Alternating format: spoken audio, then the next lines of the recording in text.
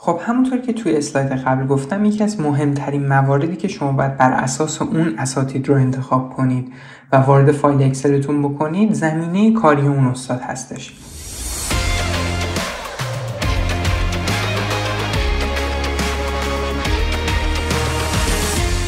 مشکلی که خیلی از دانشجوها توی این مرحله بهش برمیخورن اینه که نمیدونن چی جوری باید بر اساس چه معیاری در واقع دنبال چه کلیدواژه‌هایی باید بگردن توی زمینه کاری اون استاد و در واقع اون استاد رو انتخاب کنن برای فایل اکسلشون.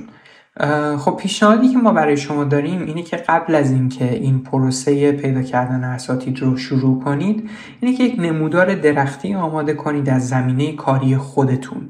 در واقع بیاید یک نمودار درختی آماده کنید از کلیدواژه‌هایی که میتونید پیدا کنید و در واقع باید دنبالش بگردید توی زمینه کاری اساتید.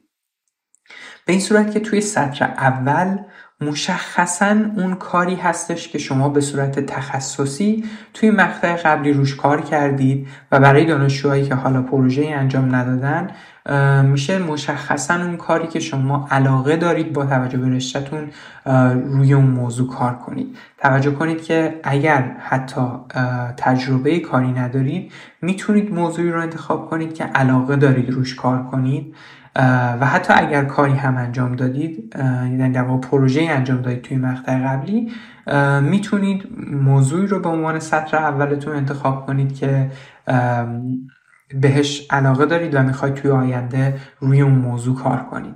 اما باید توجه داشته باشید که در هر صورت باید یک سری دلایل منطقی و توجیه خوبی داشته باشید برای اینکه بتونید به اون استاد اثبات کنید که شما خیلی مشتاق هستید که روی این موضوع کار کنید. بنابراین میشه کلیدواژه‌ای که شما توی سطر اولتون میارید.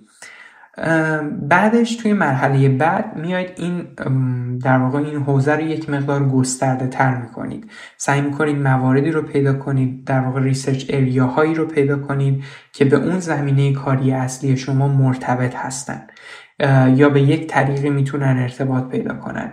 این میتونه برای بچه‌هایی که مثلا روی مثلا متریال دیولپمنت کار میکنن توی مقطع کارشناسی، میتونه اپلیکیشن اون متریال باشه توی حوزه‌های مختلف برای مثال.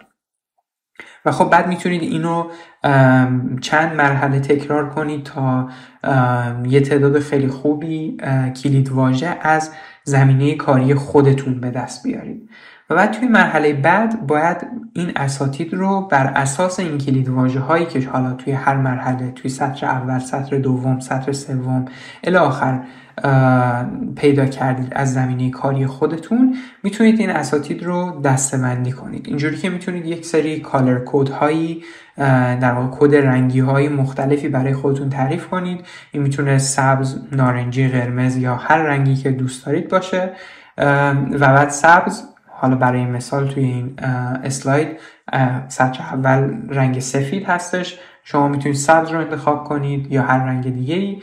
به این صورت هستش که اگر اون زمینه کاری اون استاد 100% مطابق زمینه کاری شما بود، رنگ سبز رو بهش بدید. اگر 70% شبیه به کار شما بود، در واقع کلیدواژه‌های سطر دوم رو داشت، رنگ دوم رو بهش بدید. اگر کمتر از 50% بود، احتمالاً کلیدواژه‌های سطر سوم رو داشته، بنابراین کد رنگ سوم رو بهش میدید.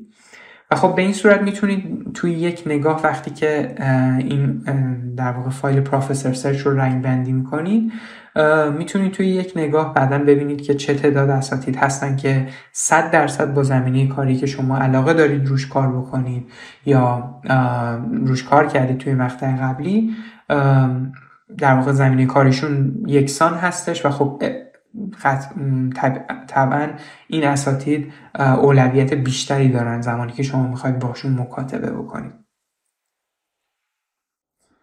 حالا توی اسلاید بعدی ما میخوایم بریم با همدیگه به صورت عملی ببینیم که چطور میتونیم چند تا از این کلیدواژه ها رو انتخاب کنیم. همونطور که تو اسلاید قبل گفتم، یکی از مهمترین مواردی که شما چند تا از این اساتید رو پیدا کنید و انتخاب بکنید، ریسرچ اریا یا موضوع زمینه کاری اون استاد هستش.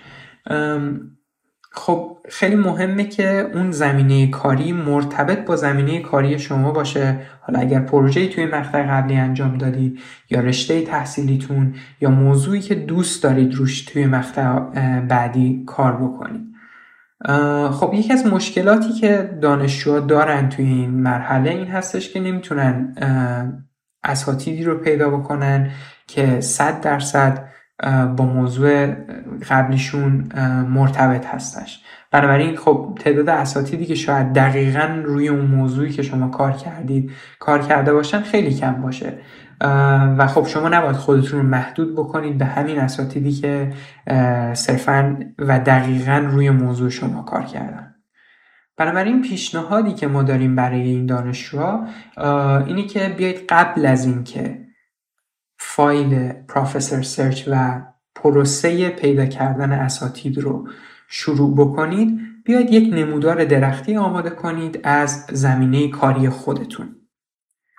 این نمودار درختی به این صورت هستش که توی سطر اول شما مشخصاً و دقیقاً اون موضوعی رو می‌نویسید که توی مقطع قبلی روش کار کردید یا دقیقاً و به صورت تخصصی اون موضوعی که دوست دارید توی مقطع بعدی در موردش تحقیق کنید و روی اون زمینه کار کنید. بنابراین کیورد اصلیتون اون بالای بالا میشه اون موضوع تخصصیتون. بعدش توی سطر دوم میایید یک مقدار این حوزه رو گسترده تر میکنید و سعی میکنید کلید واژه هایی رو پیدا کنید که به یک طریقی میتونن ارتباط پیدا کنن به موضوع اصلیتون. مثال میزنم براتون. برای مثال من دانشجوی مهندسی مواد و متالورژی بودم. توی مقطع کارشناسی روی مواد فوتوکاتالیستی کار کردم.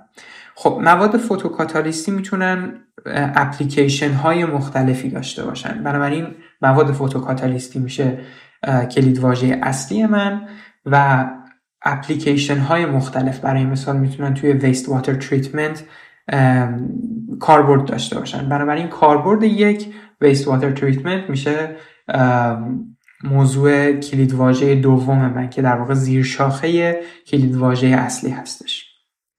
حالا من این رو مثال زدم برای اینکه شما یک در واقع سنسی داشته باشید به اینکه چطور باید این موارد رو به هم دیگه ارتباط بدید. شما هم میتونید موضوع اصلیتون رو به عنوان کلید واژه اصلی بیارید و حالا اگر کاربردهای مختلفی میتونید پیدا کنید برای اون موضوعی که کار کردید، کاربردهاش رو توی موارد دیگه به عنوان زیر شاخه پایین ترش بیارید. و همینطور الی آخر میتونید هر کدوم از این زیر شاخه ها رو دوباره تبدیل به یک یا چند زیر شاخه دیگه بکنید و در نهایت شما یک نمودار درختی دارید از تمام کلید واژه هایی که مرتبط با زمینه کاری شخص شما هستند. بعد که این کلید واژه ها رو پیدا کردید، بر اساس اینها میایید اساتید رو انتخاب میکنید، وارد فایل اکسلتون میکنید و توی مرحله بعدی باید این اساتید رو یک جوری اولویت بندی بکنید. خب اساتیدی که زمینه کاریشون 100% با زمینه کاری تخصصی شما یکسان هستش، احتمالاً اساتید خیلی بهتری هستن برای اینکه شما بهشون سریعتر ایمیل بزنید، رزومتون رو بفرستید، به خاطر اینکه اون کاری که شما توی مقطع قبلی انجام دادید یا موضوعی که دوست دارید توی مقطع بعدی روش کار بکنید. دلیل تاکید من اینه که خب خیلی از دانشجوها ممکنه که پروژه انجام نداده باشن توی مقطع کارشناسی و حالا دنبال یه پروژه‌ای باشن که روش علاقه دارن و یه موضوعی میخوان روش کار کنن توی مقطع بعدی. خب این اساتید احتمالاً خیلی کاندیدهای بهتری هستن برای اینکه شما بهشون ایمیل بزنید و شانس بیشتری دارید برای اینکه بتونید از طریق این اساتید پذیرشتون رو بگیرید.